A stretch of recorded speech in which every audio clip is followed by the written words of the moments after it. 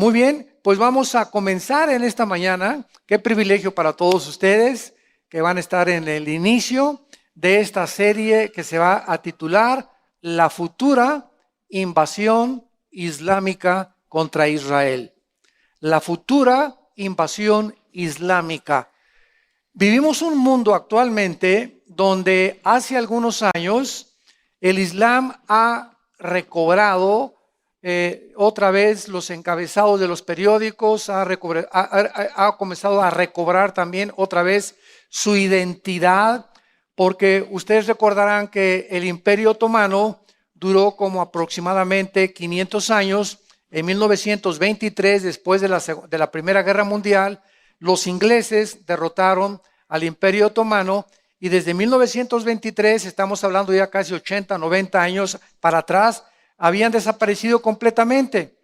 Y precisamente el 11 de septiembre del año 2001, 19 jóvenes árabes radicales musulmanes tomaron y abordaron 4 aviones comerciales. Se subieron en estos 4 aviones y dirigieron 2 contra las 2 Torres Gemelas de Nueva York, un avión lo dirigieron contra el Pentágono y el 4.º avión que iba hacia la Casa Blanca en Estados Unidos de Norteamérica, los pasajeros lograron impedir de alguna manera que los terroristas llegaran a la Casa Blanca y derribaron el avión antes, cayendo el avión y muriendo todos los pasajeros. Ahora sí que esos pasajeros fueron héroes verdaderamente en un estado de Pensilvania, en un lugar geográfico del estado de Pensilvania en Estados Unidos. A partir del 2001 el mundo cambió cuando las Torres Gemelas. Cambió la economía, cambiaron religiones, cambió la política, la geopolítica sobre todo de muchos lugares geográficos. Y nos damos cuenta que el mundo comenzó a enfocarse en el Islam. Y de alguna forma comenzaron después de esto, bueno, como todos sabemos, alcanzaron después de una cacería tremenda a Osama Bin Laden, lo lograron matar y después han continuado los grupos terroristas y a partir del 2012 más o menos se levantó en el Medio Oriente un grupo otra vez de terroristas radicales islámicos dirigidos por un hombre llamado Baghdadi y se adjudicaron el nombre del Estado Islámico de Siria e Irak con las siglas ISIS. Y estos hombres comenzaron a proclamar de repente en el pleno siglo XXI en que nos encontramos de que ellos querían otra vez establecer el califato. ¿Qué cosa es el califato o el califa? Bueno, cuando murió Mahoma, aproximadamente en el año 630, 635 después de Jesucristo, surgieron 2 ramas del Islam.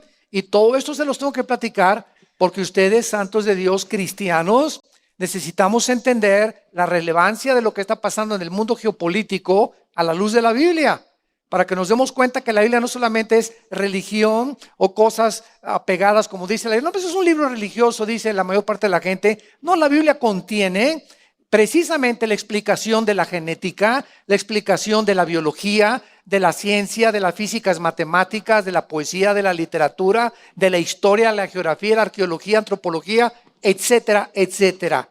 Desgraciadamente hay una grandísima ignorancia, inclusive científicamente, de las evidencias de la Biblia. Entonces, este grupo se divide y dice la Biblia, dice en la historia, que cuando muere Mahoma, se divide el Islam en 2. Unos se llamaron los sunis, que dijeron que eran los herederos de Mahoma, y los otros se llamaron los chiitas, que dijeron que no eran los herederos directamente, sino que era por votación o por casi democracia. Entonces, hasta este momento el mundo comienza, después del siglo XX, al entrar al siglo XXI, a oír esos nombres de chiitas y de sunis. Y este grupo en el Medio Oriente que dirige Baghdadi con el nombre de ISIS, quieren establecer el califato porque la palabra califa significa sucesor. O sea, ahora, de acuerdo a la escatología islámica, escuchen esto con atención, ellos están esperando a un hombre que se llama el Mahdi o el 12º imán. ¿Qué significa esto? Que cuando este hombre aparezca, de acuerdo al Islam, este hombre va a traer la paz en el Medio Oriente y va a conquistar el mundo. Y exactamente cuando este hombre aparezca, el Mahdi, para ellos, para nosotros, es el anticristo. Entonces, cuando el anticristo haga su aparición en el Medio Oriente, para ellos va a ser el Mahdi o el imán o el salvador de ellos. Ahora, lo interesante de esto es que de alguna forma están tratando de compaginar exactamente la escatología islámica con la escatología bíblica. Y lo más interesante es lo siguiente. Por ejemplo, hace algunos meses, cuando los musulmanes de ISIS comenzaron a meter en una jaula a un piloto jordano y lo quemaron vivo, después degollaron a todos los cristianos de Egipto cópticos, después mataron a unos chinos, después mataron a unos europeos. Yo me comencé a preguntar, bueno, que este grupo de ISIS no se da cuenta que mientras más ataca a un país, Jordania, China, etcétera, etcétera, se van a juntar más naciones contra ellos. O sea, están declarándole la guerra casi al mundo entero y provocando al mundo entero. Mataron franceses, mataron periodistas norteamericanos, han matado ingleses, han matado jordanos, etcétera, etcétera. Y esto es aparentemente una contradicción o algo ilógico. Pero si tú entras a la escatología islámica y a entender lo que el grupo ISIS anhela, es lo siguiente. Ellos, de acuerdo a sus tradiciones y leyendas, para que el Mahdi aparezca, se necesita una guerra mundial. Entonces, ellos lo que están haciendo es tratar de desatar una guerra contra ellos, porque ellos quieren morirse, son suicidas. Y saben ellos que cuando ellos mueran o se sacrifiquen, sus hijos van a vivir en el mundo del Mahdi. Entonces entendemos por qué están provocando que el mundo se venga contra ellos, porque ellos están provocando una guerra mundial. Y esto es lo que nos da la explicación de que locos, cómo se suben 19 árabes y se matan en el nombre, porque mientras más muertes y más sacrificios, más rápido aparecerá su Mahdi o su salvador de ellos. Entonces, cuando comenzamos a entender la mente oriental, desde la mente occidental que somos nosotros, que no tiene para nosotros ninguna lógica elemental ni ningún sentido común, es importante estudiar la historia de las civilizaciones, de los grupos étnicos, para que entendamos también la historia de la Biblia. Porque la Biblia fue escrita, ¿verdad?, por hebreos, en arameo y en el griego, con costumbres de ellos. Entonces tenemos que entender, ¿verdad?, muchas veces el lenguaje de por qué la Biblia usa símbolos y cosas semejantes para comprender nosotros qué es lo que el Espíritu Santo nos quería dar a entender en nuestro corazón. Muy bien, hace algún tiempo había un hombre que dijo, cuando en un estadio los jugadores saltan, cuando salta el América y el Cruz Azul, goleada ayer, ¿verdad? Cuando saltan los dos equipos, o Barcelona y Real Madrid, como tú le quieras llamar, nos damos cuenta, los que estamos en el estadio, al salir los jugadores, que va a comenzar el partido.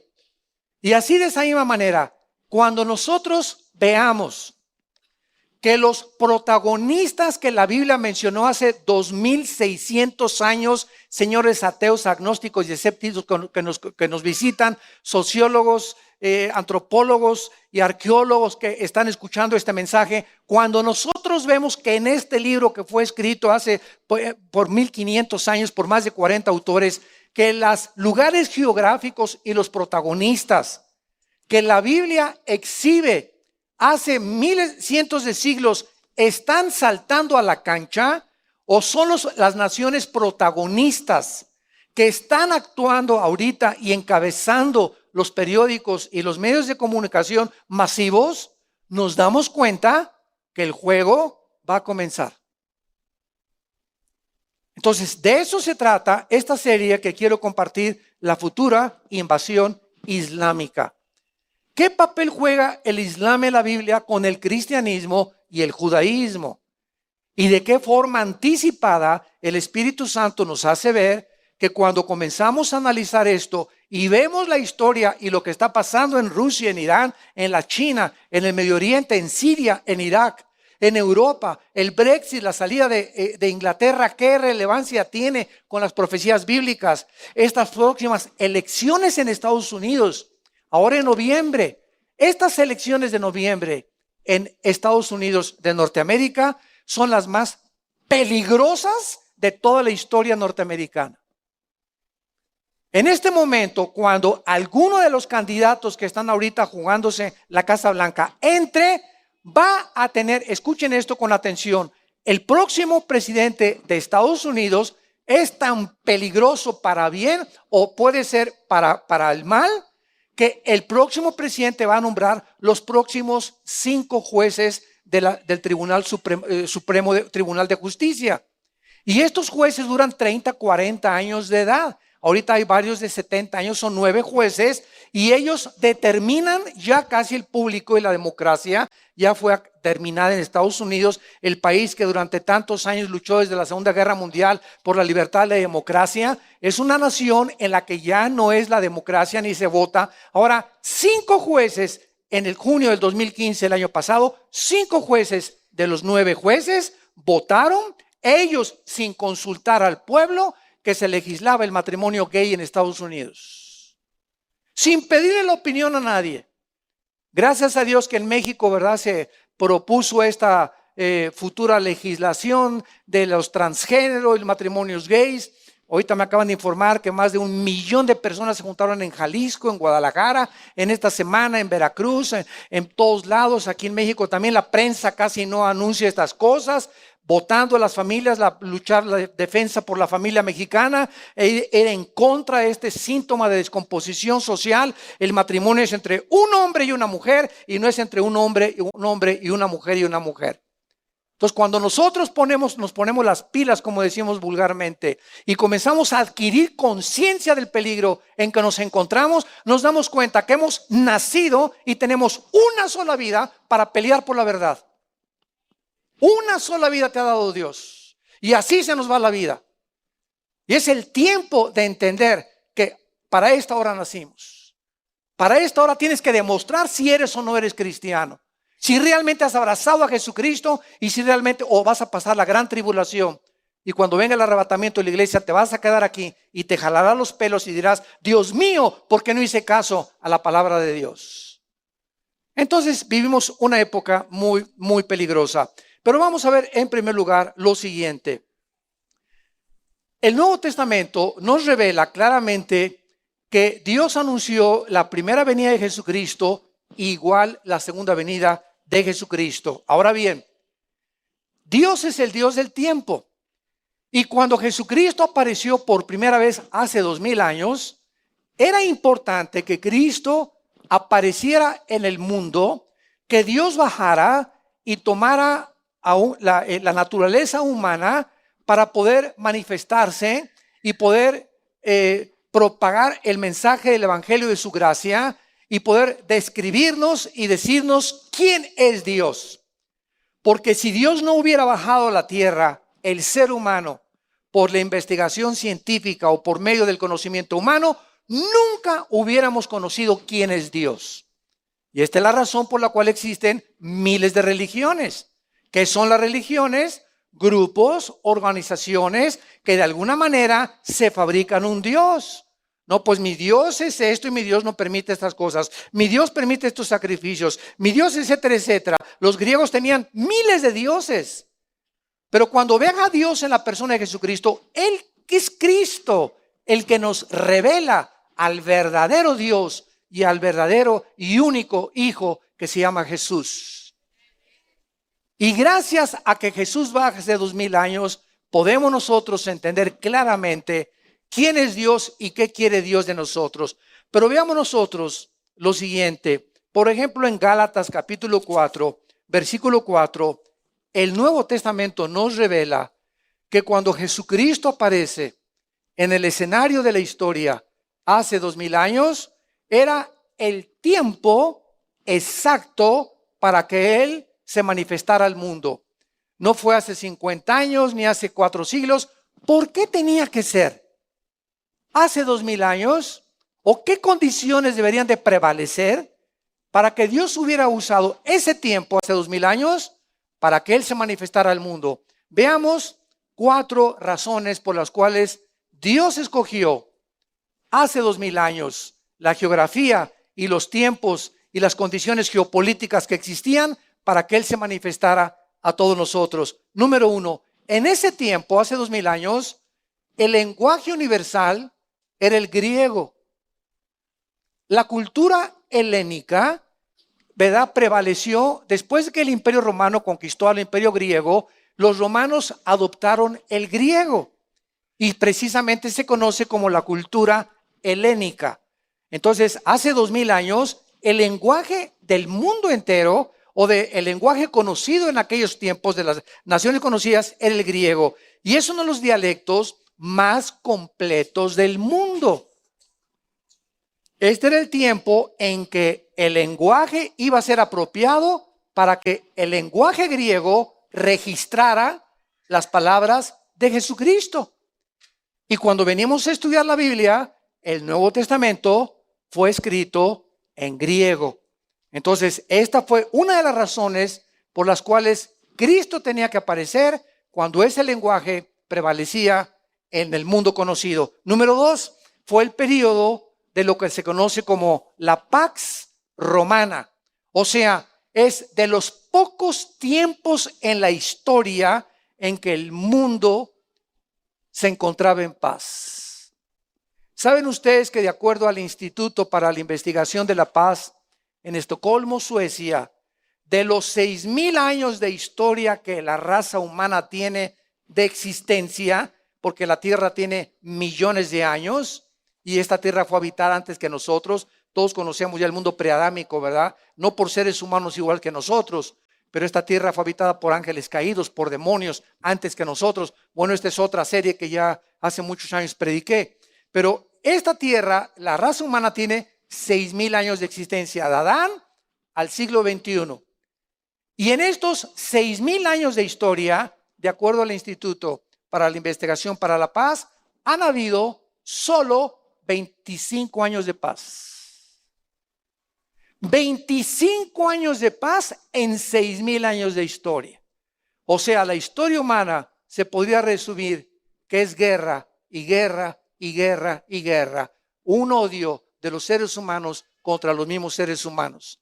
De nación contra nación. Hijos contra padres. Divorcios.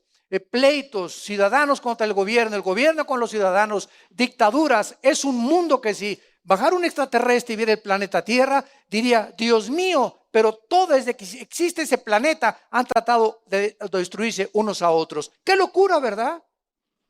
¡Qué locura! Eso lo vamos a explicar y lo expliqué en el mensaje de la Tercera Guerra Mundial. ¿Por qué el hombre está en guerra contra el hombre? Porque la guerra está en nuestro corazón. Y mientras tú no tengas paz con Dios, seguirás en guerra. ¿Y por qué fumas? ¿Por qué tomas? Porque te quieres autodestruir. ¿Cómo que me quiero destruir? Si una persona inteligente y racional. ¿Sabes una cosa? Te equivocas. No es la razón la que guía al ser humano. Desgraciadamente, son las pasiones. Yo sé que si fumo, doctor Alducin, mi tráquea, mi laringe, mi lengua, mi paladar, mis pulmones, mis alveolos pulmonares, estoy destruyendo, me estoy envenenando. Y entonces, ¿por qué lo haces, Pancho? ¿Por qué lo sigues haciendo aunque el paquete diga este producto es nocivo para la salud? ¿Por qué lo sigues haciendo? Porque tu mente te dice está mal, sí, amén, esto lo reconozco, pero encuentro una fuerza más grande que mi razonamiento, que me arrastra a hacer lo que no quiero hacer. Y ese monstruo que traemos nosotros, que nos lleva a hacer cosas, ¿por qué cometes adulterio? Arruinas tu familia, arruinas tus hijos, arruinas tu trabajo. ¿Por qué haces lo que haces? ¿Por qué robas? ¿Por qué maldices? Si sabes que son cosas que van a hundirte, estás cavando tu tumba con lo que estás haciendo. Es que lo entiendo, pero algo dentro de mí me arrastra y me lleva mis pasiones y las mujeres y el sexo y la pornografía. Y yo sé que estoy mal, pero lo hago porque me siento dominado por mis pasiones. Ese dominio, ese monstruo que traemos dentro durante toda la historia se ha tratado de clasificar para darle un nombre, y los arqueólogos y los sociólogos y los antropólogos y los psiquiatras y los psicólogos han tratado de determinar, hasta los poetas y literarios como William Shakespeare quisieron definir el mal de la humanidad. Shakespeare le dijo, es un defecto trágico. Carlos Marx dijo, no, el problema del ser humano es la lucha de clases. Cuando la opresión de la clase burguesa contra el proletariado y el proletariado derrumbe a la clase burguesa, el problema del ser humano es lucha de clases. Sigmund Freud, no, el problema es algo que en la psique, la mente del ser humano, y se puede atribuir a su sexualidad infantil. Y así ha habido todas las personas y poetas y literarios y psicólogos que han tratado de descubrir qué es lo que el ser humano lo impele a la maldad, a su propia destrucción. Este libro, que se llama la Biblia, en comparación con los billones de volúmenes de literatura que existen en las librerías, es el único libro que diagnostica y nos dice cuál es el problema del ser humano. Y solo usa una sola palabra para decirnos cuál es la infección. Y esta palabra es pecado. El pecado. ¿Qué es el pecado? Muy fácil. El pecado lo define 1 Juan capítulo 3. Es rebasar los límites que Dios nos ha establecido. Es transgresión de la ley. En pocas palabras, eso es el pecado. Dios es el legislador de la ley. Él es el que inventó el sexo. El matrimonio no lo inventó el hombre. Es Dios el que define el matrimonio. Es Dios el que define las leyes de ética y de moral, no nosotros. Y cuando nosotros queremos usurpar las leyes de Dios, nos degeneramos, como lo estamos viendo en pleno siglo XX, donde estamos legislando la destrucción de la familia y del matrimonio. ¿Por qué? Porque creemos que somos dioses y no somos dioses. Entonces, el momento en que transgredimos esas leyes, lo hacemos porque dentro de nosotros hay una rebelión desde el nacimiento, una infección que nos lleva a hacer lo que no queremos y hacemos lo que nos va a destruir y los que va a arruinar nuestra vida, nuestro matrimonio y nuestra generación. Y esta es la contradicción más grande que Erich Fromm, uno de los más grandes psicólogos que ha existido en la historia, lo pudo definir, y el mismo William Shakespeare. William Shakespeare hizo una obra, me acuerdo cuando era joven, que me invitaron a participar en el papel de Hamlet. Los que han leído a Shakespeare se pueden acordar. Y en uno de los poemas de Hamlet es el siguiente: pienso, luego existo, luego vivo. Morir, dormir, no más, decía Shakespeare. He aquí que es más contradictorio contra el espíritu: sufrir los golpes y los dardos de la insultante fortuna, o levantar las armas contra un piélago de calamidades y haciéndole frente a acabar con ellas. En otras palabras, ¿qué emanaba del corazón de este dramaturgo inglés, William Shakespeare? Simplemente estaba diciendo, la vida está llena de adversidades. ¿Y qué es más honorable? ¿Qué es más levantado por el espíritu? ¿Luchar contra las adversidades de plano o pegarme un balazo? Tan sencillo como eso, dijo Shakespeare. En la vida, luchas contra la adversidad o quítate la vida. Porque aquí vas a sufrir. Entonces digo, ¿qué es mejor? ¿Morir o vivir? Y ese ha sido el conflicto y el dilema del ser humano. Y por eso la gente que se quita la vida lo hace por esa motivación. Porque llegan a situaciones donde es tan oscuro el panorama, donde no ven la puerta ni la ventana ni ninguna luz, y para ellos ahí terminó. Se avientan del puente, se dan un balazo, se ahorcan o como si quieran escapar de esta vida. Pero para ellos la realidad es más difícil que la muerte. Y no quieren enfrentar ya la realidad en sus 5 sentidos. Y lo mismo pasa para los drogadictos y los alcohólicos. ¿Quién es un drogadicto? Es una persona que la realidad no la quiere enfrentar en sus 5 sentidos y recurre a la marihuana, a la cocaína, a drogas alucinógenas o a pastillas tranquilizantes para que algo dentro de su sistema químico pueda darle el valor de enfrentar, no en sus 5 sentidos, sino a través de las drogas, la realidad que es tan dura y tan cruel y tan difícil de enfrentar, que es la vida. Y el alcohólico igual, ¿verdad? A ver, échale tequila y viva Zapata y Pancho Villa por acá y por allá, y todas las mujeres son igual. A ver, échale, compadre, por aquí y por allá. ¿Y cuánto te dura la borrachera, compadre? 3, 4 horas. Es como subirte a la rueda de la fortuna y arriba, ¡júa, viva Jalisco! Y la rueda de la fortuna tiene que aterrizar y bajar. Se te tiene que pasar y amaneces peor. La cruda es 1000 veces peor. Y otra vez el lunes a las 8 de la mañana al periférico, al trabajo. Huimos, estamos tratando de huir de los 5 sentidos de la realidad porque es tan difícil la vida sin Dios. Y para eso vino Jesucristo, para entrar a nuestra vida. Recibirán poder cuando el Espíritu Santo venga a sus vidas y me serán testigos. No tendrán temor ya de la vida y estaremos en problemas pero no angustiados, en tribulaciones pero no desesperados, derribados pero no destruidos, perseguidos mas no desamparados. Porque aquí estoy con ustedes todos los días, nunca te dejaré ni te desampararé.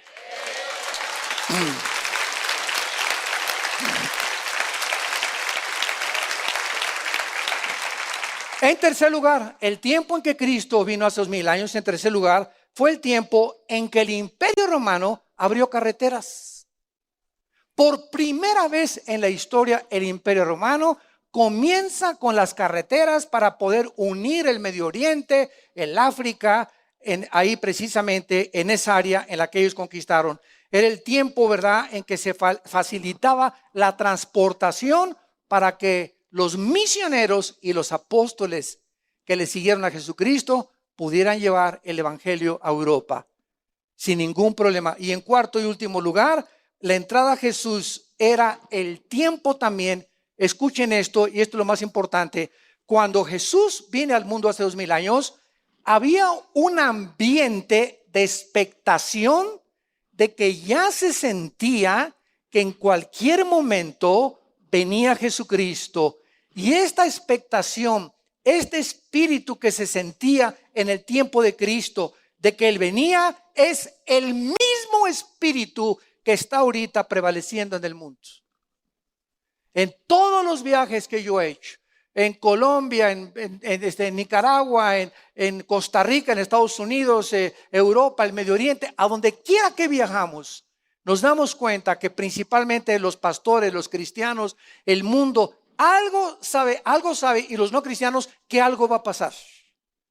El no cristiano, me he dado cuenta, gobernantes y todos, se encuentran en un estado, ahorita en el mundo, de expectación, de pánico y de angustia. Nunca como en esta época se habían vendido antidepresivos. Nunca había habido más enfermedades y desórdenes mentales como en el siglo XXI en que estamos viviendo. Nunca los dirigentes políticos de la mayor parte del mundo en que vivimos habían estado tan locos como ahora. Vivimos un mundo realmente donde la misma Academia de Psiquiatría en Los Ángeles no ha podido ya definir quién está loco y quién está en sus 5 sentidos. Ya no saben quién es normal y quién es anormal. Ya no se puede definir.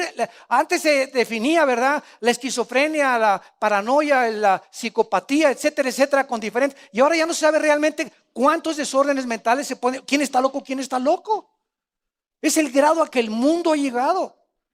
El señor de Corea del Norte, ¿verdad?, Kim Jong, que está haciendo pruebas nucleares. Antier mandó un misil de 10 kilotones, que significa 10 millones de toneladas de dinamita nucleares.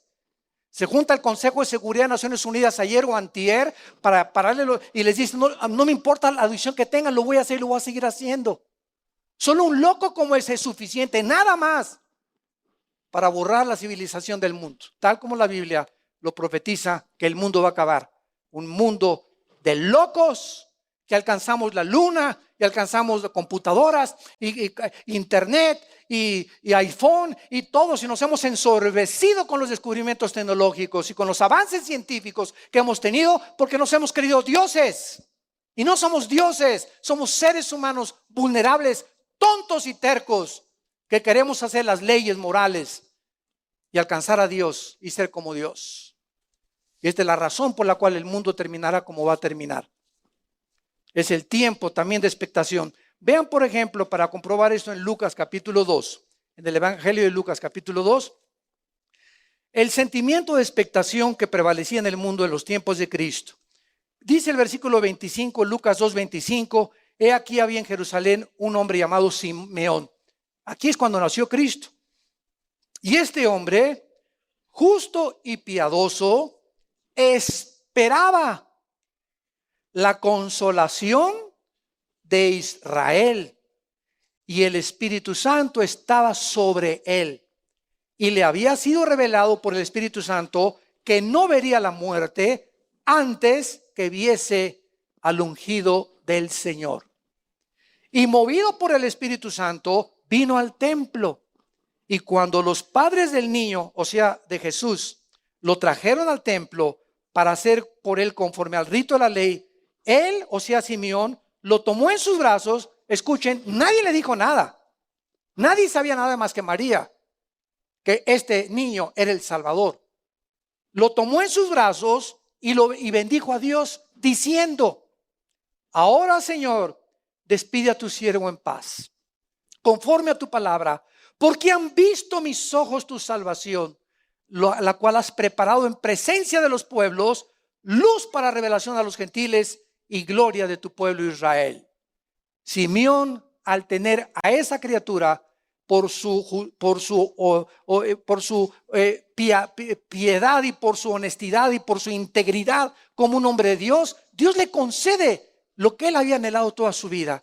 Oh Dios, yo no quiero morir antes de verte cuando tú nazcas. Y el Espíritu Santo, al cargar ese bebé, le estaba revelando a Simeón, ese niño que estás cargando es el Mesías prometido a Abraham, Isaac y Jacob. Y quiero decirles algo, esa misma expectación actualmente yo la tengo y tú la puedes tener. Yo desde hace muchos años estoy seguro que a lo mejor somos nosotros la generación que no va a saber lo que es morir. Nos vamos a ser arrebatados. Y si mantienes esa expectación en tu corazón, ¿verdad? Billy Graham, que tiene ahorita, es el más grande evangelista del siglo XX, ahí que vive en Carolina del Norte, tiene 97 años. Y él dice que le dijo a Dios también, no quiero morir antes de ver el arrebatamiento. Entonces, hay una experiencia de expectación. Ahorita, ¿cuál es el idioma universal? El inglés. Oyes a los árabes hablar en inglés, los ingleses, los italianos, los africanos. Ve cualquier país en el mundo, el inglés es el idioma universal en el siglo XXI. Cualquier libro que quieras comprar de ciencia, de matemáticas, de física, de agronomía, de astronomía, de la disciplina académica que tú quieras, lo encuentras en el idioma inglés. Y de ahí se traduce a todos los demás idiomas, o de ahí se traduce el alemán al inglés, pero el inglés es el idioma, o sea, estas características que existieron hace 2000 años, lo que les quiero decir son las características que se repiten antes de la segunda venida de Jesucristo.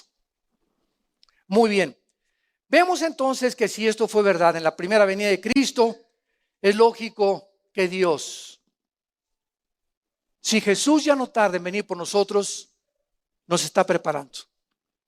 Tú esta mañana aquí no es coincidencia que tú estés en esta conferencia. Dios en su misericordia te está hablando.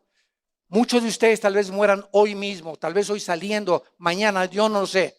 Pero ninguno de los que nos escucha tenemos asegurado el futuro. Nuestra vida pende continuamente de un hilo. Y por eso el mensaje de la Biblia es, prepárate para encontrarte con tu Dios. Porque si no estalla la tercera guerra mundial en una semana o en 5 semanas o en un año, en el día de tu muerte, tú y yo nos vamos a enfrentar a Dios como tu juez o como tu salvador. Escoge la vida pues ahora que estás vivo y la bendición para que Dios pueda bendecir tu vida, a tu familia y a tus hijos. Vamos pues a Ezequiel capítulo 38, que va a ser el libro. Ezequiel 38 y principalmente estos 2 capítulos 38 y 39, la base histórica, escatológica o profética de esta serie, la futura invasión del Islam o la futura invasión islámica que estamos viendo ya en el mundo y la relevancia a las escrituras. Muy bien, Al abrir nuestras Biblias en el capítulo 38 y 39 del libro de Ezequiel, estamos leyendo a un profeta que escribió, él fue contemporáneo de Daniel, fueron contemporáneos. Y Ezequiel estuvo también en la cautividad babilónica. Pero Ezequiel fue un profeta tan interesante que profetiza en el capítulo 37 la restauración de los huesos secos. ¿Cuántos de ustedes no han leído ese capítulo? Ve y profetiza los huesos. Y Ezequiel, el profeta, va a un valle, ve puros huesos secos, así huesos como humanos. Y cuando Ezequiel les dice, vive, Ezequiel ve que comienzan los tendones y la carne, y se comienzan los huesos de las piernas, los meniscos, de los brazos a unirse, comienza a juntar la carne, y después todos esos huesos se levantan formando un ejército. Y el mismo capítulo 37 de Ezequiel lo dice casi al final. Este es el ejército de Israel, la casa de Israel, profetizando Ezequiel la reunificación y la restauración de que los judíos no se iban a quedar siempre en Babilonia, ni en Asiria tampoco, iban a regresar del cautiverio. Y este milagro se cumplió el 14 de mayo de 1948 del siglo pasado, cuando la nación de Israel, después de casi 2000 años de estar dispersados en el mundo entero, en todas las naciones, el 14 de mayo de 1948, a las 5 de la mañana, David Ben Gurión, que es nombrado el primer ministro de Israel, manda el mensaje por radio. En este momento se independiza Israel como la nación libre, soberana e independiente, y el mundo entero queda estupefacto. Los historiadores quedan estupefactos, hasta el siglo XXI lo están todavía. Los sociólogos están todavía que no se la pueden creer, que en un día una nación, en toda la historia humana, jamás este milagro había sucedido. De que después de ser dispersados por todas las naciones, hayan tenido el interés de levantarse y en un solo día se constituye una nación. Y para que el anticristo persiguiera a los judíos, y para que en la gran tribulación el anticristo firmara el trato con los judíos, era necesario que Israel existiera. Entonces, en el 48, cuando Israel se independiza como nación, comienzan las demás profecías a cumplirse, porque para que se cumplieran, Israel no era nación. Y cuando se convierte en nación, nos damos cuenta que entonces las demás profecías adquieren significado y relevancia a las profecías bíblicas. Qué maravillosa es la Biblia. Bendito sea, Señor. Muy bien. En el capítulo 38 de Ezequiel, aplaudan si quieren al Señor. Gracias, Señor. Gracias por este sagrado libro. Brincamos del capítulo 37 al 38 y 39. Y en estos dos capítulos, que van a ser la base de nuestro estudio durante varias conferencias, encontramos una profecía asombrosa. En este capítulo, hace 2600 años, se describe una invasión de naciones que ahora, en el siglo XXI, pertenecen al Islam, unidas a Rusia. Se profetiza hace 2000 años que antes de que Cristo regresara, Rusia, Irán, Etiopía, Sudán y Turquía se unirían para tratar de atacar con otras naciones a la nación de Israel. Y las condiciones que prevalecen en esta profecía son las condiciones y son las naciones, o sea, los protagonistas, como lo vamos a ver, que son las naciones que exactamente en el siglo XXI han hecho una alianza en los últimos años para atacar a la nación de Israel. Actualmente tenemos la unión de Rusia, Irán y la China. Están ahorita como los tres alegres compadres. Y ahorita hay un conflicto entre las naciones del oriente con las naciones del occidente. Síganme con mucho cuidado. hay una confrontación que están saltando las chispas por todas partes, lastimando a las naciones, entre naciones del Oriente y del Medio Oriente y del Occidente. ¿Qué les quiero decir? Ahorita en el Medio Oriente está una guerra civil en Siria, donde este grupo de ISIS está tratando de borrar la frontera entre Irak y entre Siria. Y estas naciones aparecen en la Biblia. Irán con el nombre de Persia. En 1935, cuando derrotaron al Shah de Irán, se le cambió el nombre de Persia a Irán. Y ISIS, al borrar la frontera entre Irak y entre Siria, quieren hacer un califato para de ahí brincar a Arabia Saudita, que es una monarquía, y a Jordania, que es una monarquía.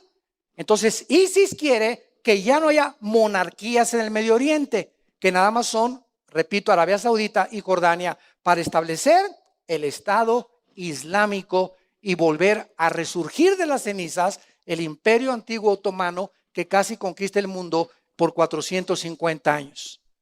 Entonces, esta situación que está ahorita en el Medio Oriente ha causado un problema internacional.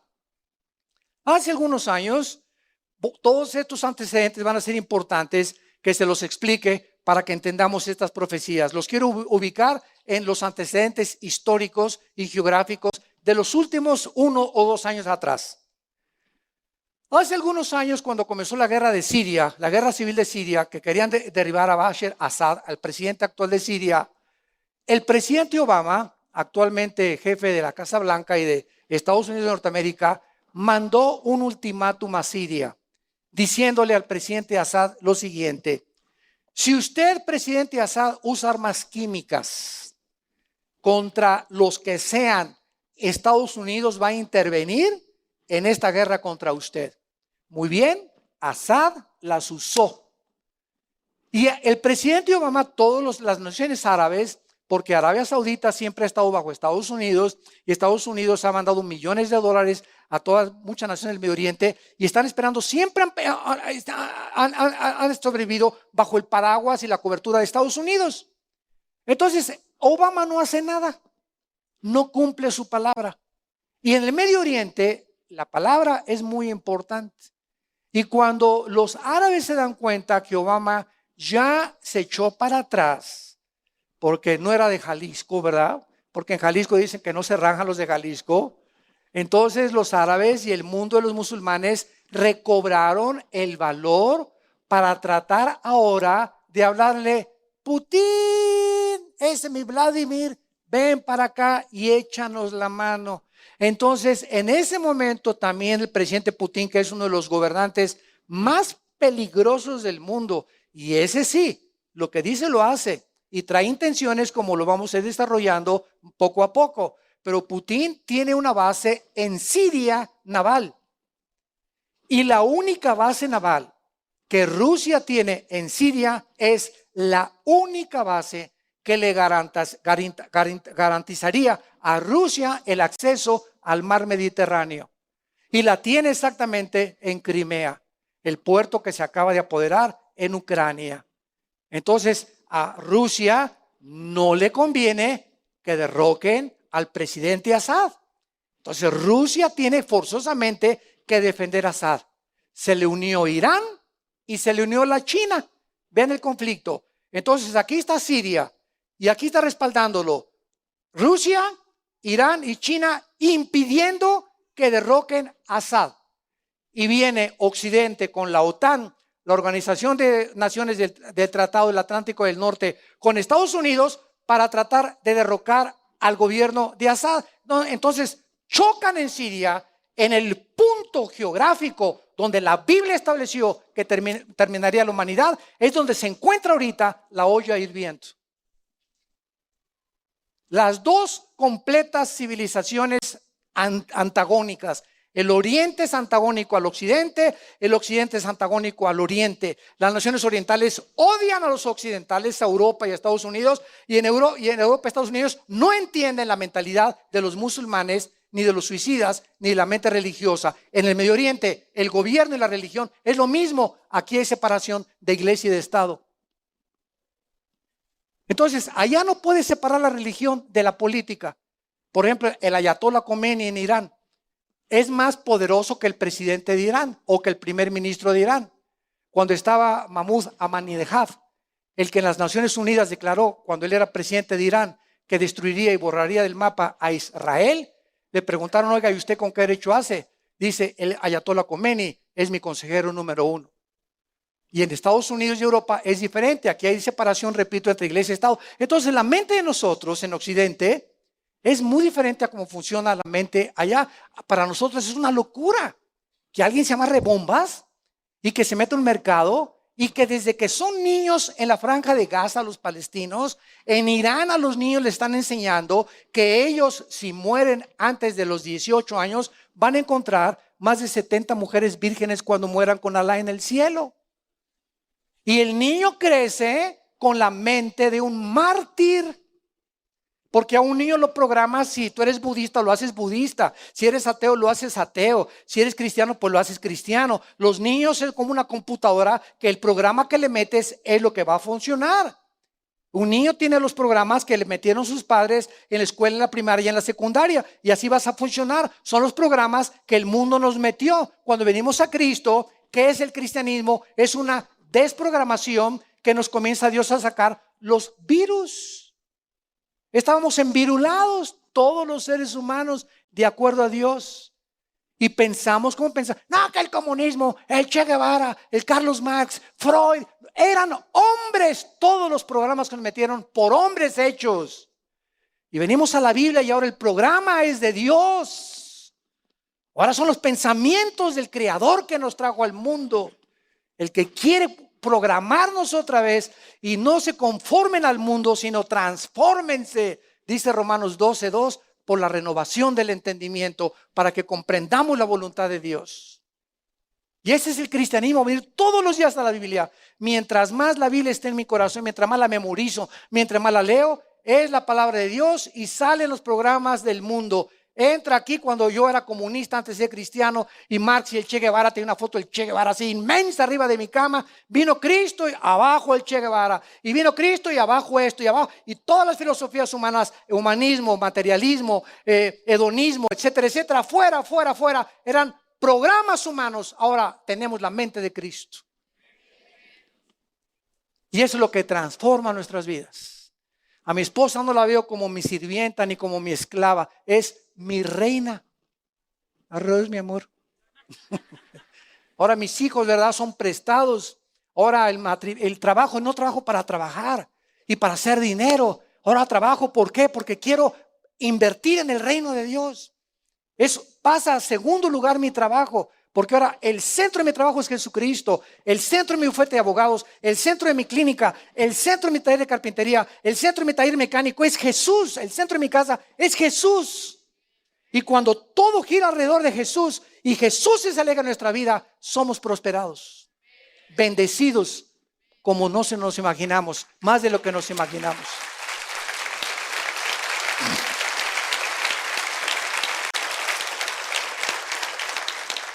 Veamos pues rápidamente en Ezequiel 38 para introducirnos a los principales versículos, darles lectura. Vino a mí palabra de Jehová diciendo: Hijo de hombre, pon tu rostro contra Gog en tierra de Magog, príncipe soberano de Mesec y Tubal, y profetiza contra él. Y di: así ha dicho Jehová el Señor, he aquí yo estoy contra ti, oh Gog, príncipe soberano de Mesec y Tubal, y te quebrantaré y pondré garfios en tus quijadas y te sacaré a ti y a todo tu ejército, caballos, jinetes, en todo equipados, gran multitud con paveses y escudos, teniendo todos ellos espadas. Pongan atención en el versículo 5 y 6 con las naciones que se mencionan. Persia, Cus y Fut con todos ellos con escudo y yelmo. Gomer y todas sus tropas, la casa de Togarma de los confines del norte y todas sus tropas, muchos pueblos contigo. Prepárate y apercíbete tú y toda tu multitud que se ha reunido a ti y sé tú su guardia. De aquí a muchos días serás visitado. Al cabo de años vendrás a la tierra salvada de la espada, recogida de muchos pueblos, a los montes de Israel, que siempre fueron de desolación, mas fue sacada de las naciones, y todos ellos morarán confiadamente. Subirás tú y vendrás como tempestad, como nublado para cubrir la tierra. Serás tú y todas tus tropas y muchos pueblos contigo.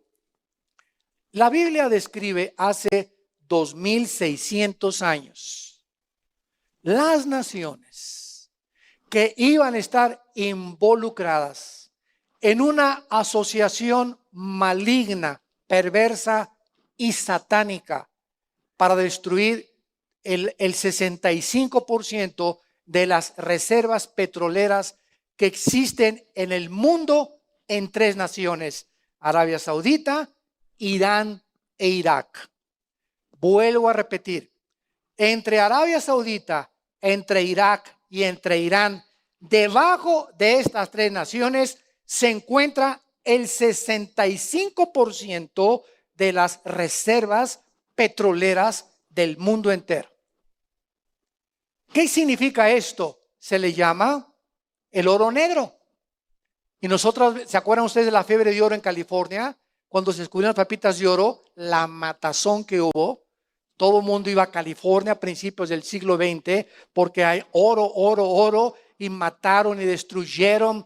Vi un documental hace poco que aquí en México, las minas que había de cobre y de plata, etcétera, etcétera, entraron los cárteles y mataron a las personas que habían explotado las minas. Siempre que hay el símbolo de pesos, esa maldad que traemos en el corazón, esas pasiones desordenadas por el dinero, por la cual miles de personas, millones habitan las cárceles del mundo, y muchos otros andan sueltos también, y por eso han matado, violado, hasta de su mamá se han olvidado, han despreciado amistades, han destruido sus vidas por la raíz de todos los males, que es el amor al dinero. 1 Timoteo 6:10, raíz de todos los males, dice la Biblia, es el amor al dinero. No es el dinero, es el amor al dinero, porque el dinero no es malo. Malo que lo ames y que lo conviertas en un ídolo en tu vida, o como tu estatua y tu ídolo, por lo cual toda tu vida está concentrada en hacer dinero, hacer dinero, hacer dinero. En ese momento, esa ambición y ese falso ídolo va a ser un monstruo que va a acabar devorándote y haciéndote perder la razón, tu familia y todo lo que tienes, porque es una maldición. La raíz de todos los males es el amor del dinero, el cual, amando muchos, se perdieron y fueron traspasados de muchos dolores que hunden a los hombres en perdición y en completa alejamiento de Dios. Entonces es lógico que en estas 3 naciones, o lo vamos a entender, es lógico que ahí en el Medio Oriente sea una manzana de discordia, donde Rusia, Europa, Estados Unidos, Inglaterra, África, todos quieren un pedazo del pastel. Todos quieren participar del pastel, y las naciones más poderosas, que son ahorita la Unión Soviética y Estados Unidos, y desgraciadamente Europa está muy debilitada ahorita, están ocupando en el Medio Oriente la posición que tenía de policía Estados Unidos desde la Segunda Guerra Mundial, donde Estados Unidos ayudaba a Israel, ayudaba a Líbano, ayudaba a Arabia Saudita, a Jordania, etcétera, etcétera. Estados Unidos se retira del Medio Oriente, saca a los soldados de Irak, y dice una ley física que 2 cuerpos no ocupan el mismo espacio. Es una ley física que se aplica espiritualmente también. Que pasa en el Medio Oriente, se hace un vacío. Entonces, este vacío, ¿quién lo va a llenar? Inmediatamente Vladimir Putin, el presidente actual de Rusia, ve la oportunidad de entrar al Medio Oriente y comenzar con sus tropas a tratar de apoderarse y de controlar el Medio Oriente, y le pide ayuda a Irán. Se une la China con ellos, y ahorita el Medio Oriente está en manos de ellos, porque a fuerza tenía ese vacío que ser llenado por un líder. No puede haber un vacío de liderazgo sin que otro líder lo tenga que ocupar. Y ahorita hay un vacío de liderazgo en el mundo que está siendo ocupado por los poderes de maldad. El otro día me hicieron una pregunta en una escuela y me dijeron, ¿nos podría usted nombrar de todos los presidentes que hay actualmente en el siglo XX, señor Alducin, alguno que pueda compararse con Abraham Lincoln, Winston Churchill o Martin Luther King, el líder del racismo en Estados Unidos, etcétera, etcétera? Eso, George Washington.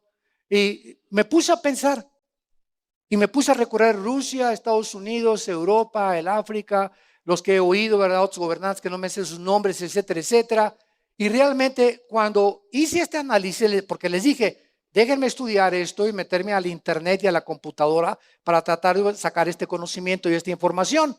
Y me entristecí tremendamente, hasta se lo dije a mi esposa, ¿verdad? ¿Sabes una cosa? Que me he metido a estudiar la vida o las tendencias políticas y religiosas de los líderes actuales y realmente no hay en el mundo entero alguien de que se pueda decir es un buen gobernante.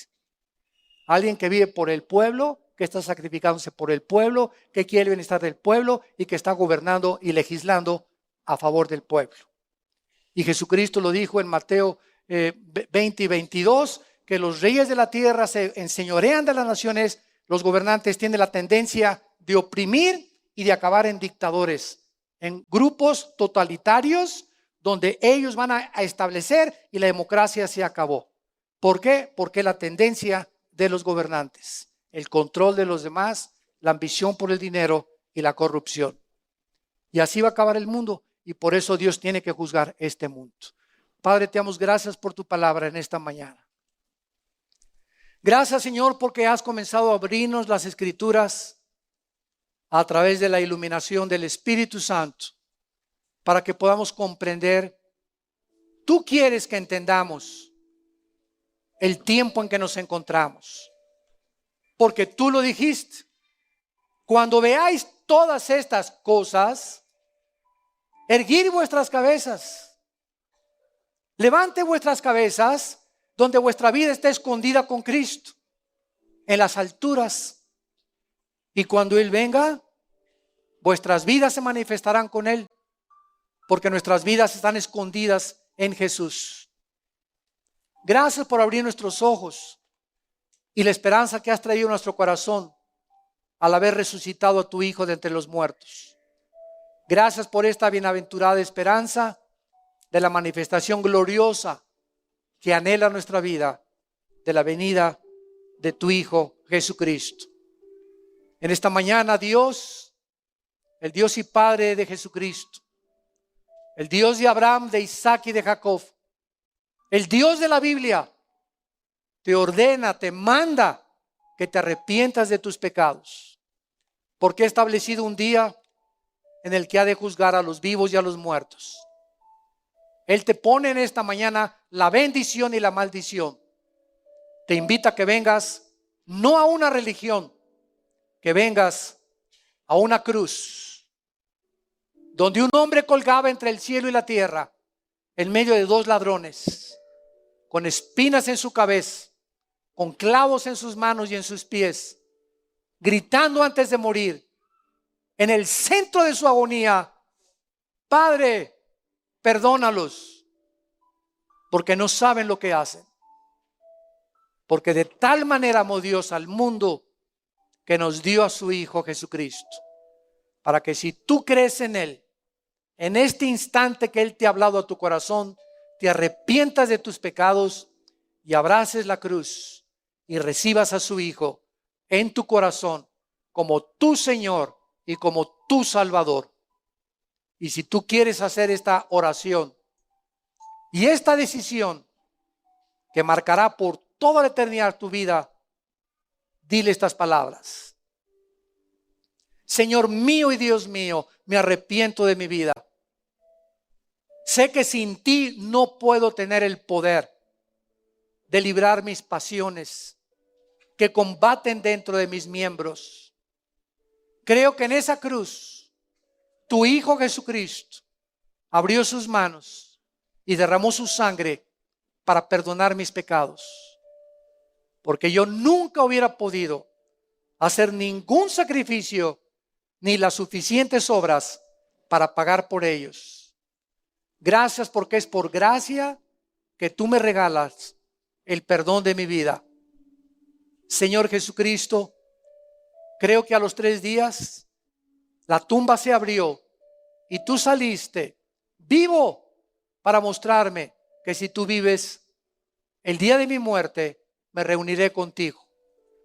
Y porque creo que vives, te invito en este instante a mi vida como mi Señor y mi Salvador. En el nombre de Jesús. Amén. Amén. Y amén. Gloria a Dios por su palabra.